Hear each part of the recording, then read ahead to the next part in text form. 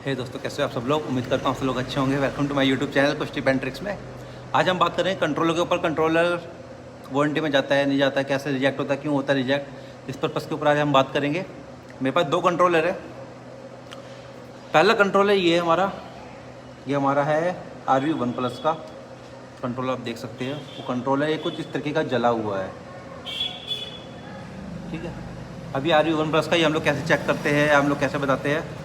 इस पे जो वोल्टेज पावर होती है यहाँ पे देख सकते हैं आप, 44 होंगी।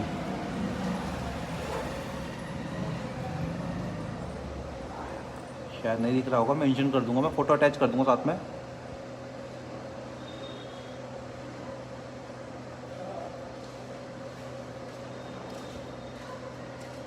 ठीक है, इसमें करंट लिमिट होती है 44 की, ठीक है। ये हमारा RV1 प्लस का है। अभी ये कंट्रोलर जल चुका है, हालांकि इसमें कस्टमर का कोई फॉल्ट नहीं था। देखा जाए तो कस्टमर ऐसा अपनी गाड़ी रनिंग कर रहे थे, फील्ड पे थे अपना, बट उनके वो मीटर में हाई टेम्परेचर का शो करा, वो गाड़ी बंद हो गई। जब वो गाड़ी ऑन कर रहे थे, गाड़ी थोड़ी देर चल रही थी, फिर बंद हो रही थी, चल रही थी, बंद हो रही थी। जब वो वर्कशॉप गाड़ी लेके आए थे, जब चेक किया था तो एक तो जलने की स्मेल आ रही थी गाड़ी में से, ठीक है। हमने जो चीज़ नोटिस करी, जलने की स्मेल। दूसरी चीज़, जैसे हम गाड़ी चालू कर रहे तो एरर मार रही थी। कंट्रोलर का अपना एक एरर होता है, 163 होता है एरर, 160 पर एरर मार रही थी। जब ये वायर जली थी, ये जो 3 वायर होती है हमारी मोटर की होती है, तो ये वाली वायर हमारी एक मोटर की भी जल चुकी थी, ठीक। कंट्रोलर वारंटी में तो नहीं गया, हालांकि कंपनी का कहना था कि कस्टमर का फॉल्ट है, कस्टमर का फॉल्ट है, ओवरलोडिंग करके चल रहा है, जैसे भी है। अब गाड़ी जो है ये RV1 प्लस की, जो उसकी मोटर है 2 किलोवाट की, अगर कोई पर्सन गाड़ी चलाता है, फील्ड पे गाड़ी चलाता है, ओवर, सिंपल सी बात है कि गाड़ी का टेम्परेचर बढ़ेगा, गाड़ी हीट मारेगी। एक तो चैन वाली गाड़ी है, चैन वाली जब गाड़ी चलती है मोटर के साथ अटैच होकर तो थोड़ा हीटअप बनता है, ठीक है। अब 2 किलोवाट की मोटर पर आप कितनी ही जान डाल सकते हो, कितना ही प्रेशर डाल सकते हो, कितना ही वेट डाल दोगे। एक तो ये रिजेक्ट होने का कारण होता है। दूसरा, अगर यहाँ पानी जाता है, मॉइस्चराइजर जाता है, वाइट आता है, तो वो भी रिजेक्ट होने के चांस 100 में से 100% होते हैं। अब हालांकि जब भी कंट्रोल वारंटी में डालते हैं हम लोग, तो पहले उसकी TI रिपोर्ट जाती है, या जला हुआ है, कंट्रोलर में पानी गया है, कोई पिन टूटी है, तो उसके रिगार्डिंग ये ज़्यादातर मोस्टली रिजेक्ट होते हैं। कस्टमर से मैं एक ही बात कहना चाहूँगा, अगर गाड़ी वॉश करवाते हैं तो कंट्रोलर के पास आगे फ्रंट पे जहाँ कंट्रोल लगता है वहाँ प्रेशर ना मरवाएं, फुहारा भी ना मरवाएं। अपना नॉर्मल घर पे धोएंगे या घर पे गीले कपड़े से साफ़ करेंगे तो ज़्यादा अच्छा रहेगा, क्योंकि कहीं ना कहीं नुकसान होगा, आपका ही नुकसान होगा, कंपनी अपने हाथ खड़े कर देगी। और एक ही हमारे पास RV400 का कंट्रोलर है। ये कंट्रोलर की पिन टूटी हुई है, आप देख सकते हो, तो यहाँ पे एक पिन अंदर टूटी हुई है। ये कंट्रोलर भी रिजेक्ट है। अगर किसी पर्सन ने खोला होगा, जानबूझ लगाया होगा, तो उनने ध्यान ना देके उनने ज़बरदस्ती कपलर लगाया होगा, पिन टेढ़ी हुई होगी, वहाँ पे बैंड होकर वो टूट गई होगी।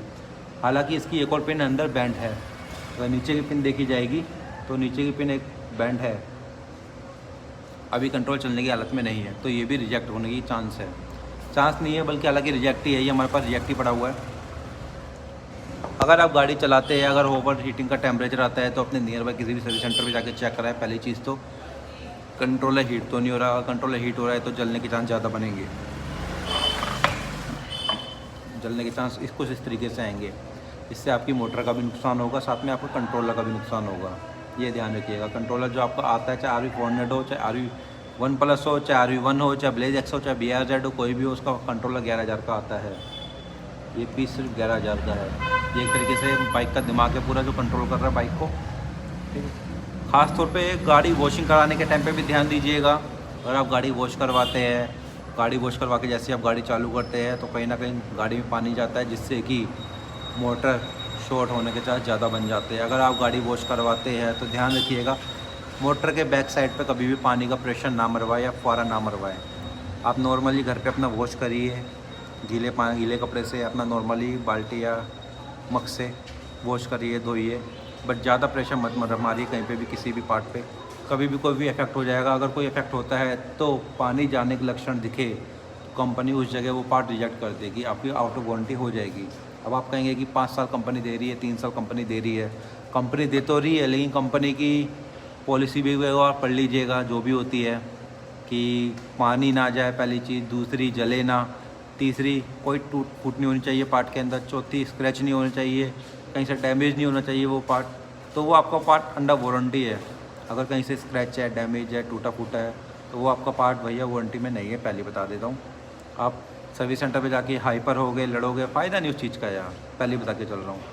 नॉर्मल सी चीज़ है, क्योंकि हम लोग यहाँ काम करते हैं, हमें पता है भाई सामने वाला पर्सन कैसे गाड़ी लेता है, कैसे मैनेज करता है अपनी फैमिली को, अपने को पता है हमें भी। बट ऐसे कोई गलती मत करिएगा जिससे कि आपको ही नुकसान हो, क्योंकि यहाँ पे बहुत सी गाड़ी आती है हमारे पास, हम देखते हैं गाड़ियों में मोस्टली ज़्यादातर पानी निकलता ही निकलता है। हम लोग वायरिंग करते हैं किसी किसी गाड़ी की, तो वायरिंग के अंदर से भी पानी निकलता है। ऐसा नहीं कि एक दो बूंद निकलता है, अच्छा सा पानी निकलता है, जिससे कि लगता है कि यहाँ मॉइस्चराइज़र जाता है, पानी जाता है। और एक चीज़ और बता दूँ आपको, RV1+ को लेके, RV1+ और ब्लेज एस को लेके या RV1 को लेके, ये जो इनके इंडिकेटर में मॉइस्चराइज़र जमता है, मॉइस्चराइज़र आता है। साथ ही साथ अब ठंड का टाइम आ रहा है, तो इसमें अपने आप ही ओस जमेगी, अंदर ओस जमेगी, मॉइस्चराइज़र जमेगा। अब इंडिकेटर के अंदर पानी जा रहा है, तो वो भी वारंटी में आपको कवर नहीं होगा। आप जाके लड़ोगे कि भैया कंपनी ने ये चीज़ दी है, कंपनी ने जो भी दी है XYZ, वो भूल जाओ, वो आपकी अब हेडेक हो जाएगी। अगर आपको इंडिकेटर का कोई काम करवाना है, बाहर से इंडिकेटर लगवा लो, सबसे बढ़िया रहेगा। क्योंकि इंडिकेटर के अंदर पानी गया, मॉइस्चराइज़र गया, कहीं से कटा हुआ, वो आपको वारंटी में नहीं आता इंडिकेटर, पहले बता देता हूँ आपको। ज़्यादा बढ़िया रहेगा अगर आप ऐसा छोटा मोटा कोई काम करवाते हो इंडिकेटर को लेके, कॉन्सेप्ट को लेके, तो आप नॉर्मल बाहर से करवा लो, सही है।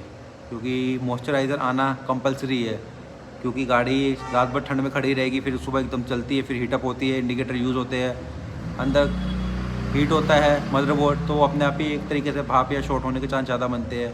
मॉइस्चराइज़र आएगा तो वो अपने आप ही शॉर्ट होगा पार्ट। ऑब्वियसली सी बात है, छोटी सी बात है यार, ठीक है। ऊपर से अपना खास तौर पर कंट्रोलर का ध्यान रखो, मोटर का ध्यान रखो, गाड़ी वॉश मत करवाना जहाँ तक हो सके।